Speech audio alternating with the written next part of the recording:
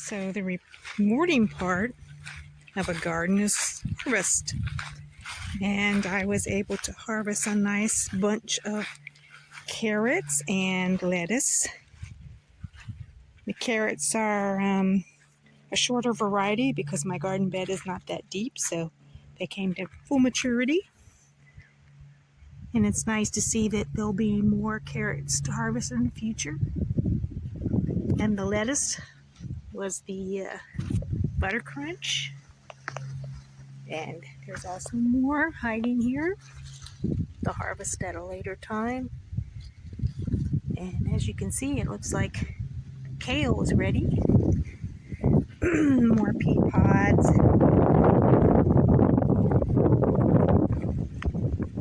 And the cabbage that I planted in the pot seems to really enjoy that space. Doing better in the pot than it is in the garden. So maybe next year I'll put more in pots.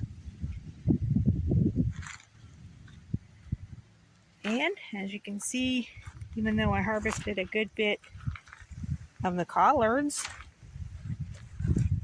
we've got more.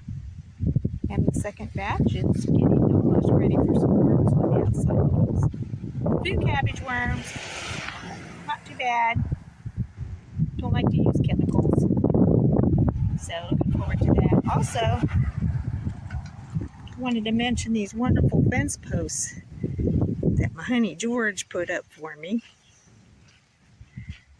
I find it's a very cost-effective way to be able to use my frost cloth, ground cloth. I use that in the cold months by attaching it to these posts to whatever height I want. And in the summer, it came in handy because it was so hot to use as shade cloth. So I can make a little mini greenhouse quite easily. And then as you saw in my other video, the netting can be strung across them in any direction. Across the middle is what I used for tomatoes for 2 years. I think I'll change that this coming summer. Last fall I used the last post back there to string my net to run peas all across the backside. And that worked really well.